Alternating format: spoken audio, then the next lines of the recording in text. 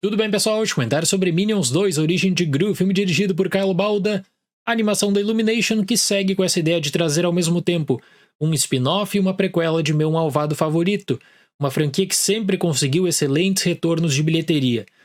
Tradicionalmente no cinema, quando você tem um spin-off, a tendência é de uma arrecadação menor. Basta olhar o que aconteceu com Lightyear recentemente, por exemplo. No entanto, Minions de 2015 foi um fenômeno.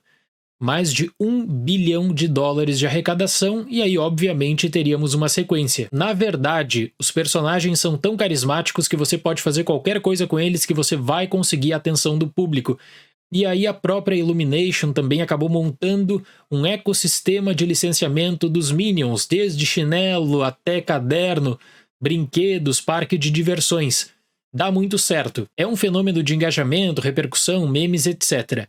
Dito isso, temos aqui uma produção afetada pela pandemia, mas que tomou um caminho diferente de tantas outras produções rivais, porque nesse período de 2020 até final de 2021, começo de 2022, nós tivemos muitos lançamentos direto para serviços de streaming. Disney, Sony, Universal ou colocaram seus filmes com lançamento limitado no cinema e depois disponibilizaram para o streaming, ou chegou direto para o streaming mesmo, como várias animações da Pixar no período, e agora eles tentaram até trazer o interesse de novo com Lightyear. O resultado de bilheteria não foi tão bom assim, mas a aposta da Illumination sempre foi do lançamento de Minions 2 no cinema. O estúdio sabe bem do potencial de retorno, sabe que tem em mãos uma franquia extremamente lucrativa. E você tem em Minions 2 um apanhado de piadas, geralmente seguindo a tendência do pastelão com contato físico, o que torna algumas situações hilárias. Mas aqui, na minha opinião, nós temos um belo exemplo de produção que não quer correr risco algum. Gru ainda está descobrindo como ser malvado e é fascinado por um grupo de vilões, sonhando se juntar um dia a eles.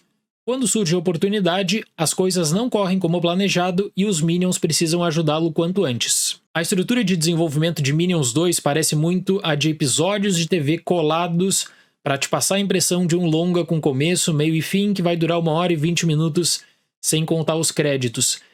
O título faz essa referência, né?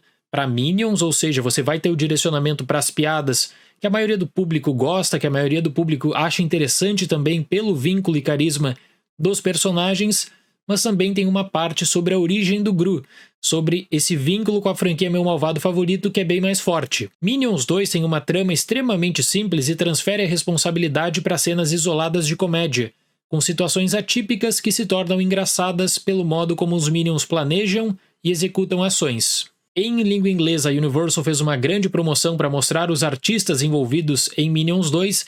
Você tem vários nomes como Michelle Yeoh, Jean-Claude Van Damme, Dolph Lundgren, que falam muito pouco, na verdade. Eu fiquei bem impressionado porque parece que esses personagens teriam uma certa relevância no filme, mas não tem.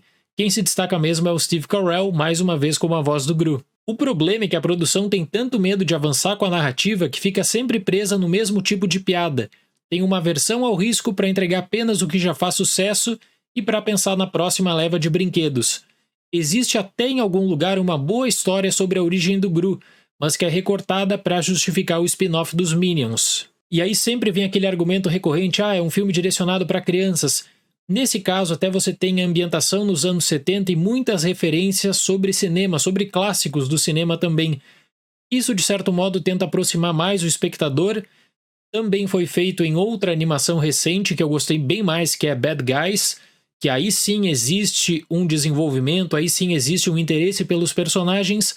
Aqui em Minions 2 parece um complemento um tanto quanto vazio. Um direcionamento por vezes voltado para o adulto, mas ainda assim com um tom bastante inofensivo que vai agradar as crianças, justamente por causa da presença dos Minions. A parte gráfica apresenta uma boa evolução.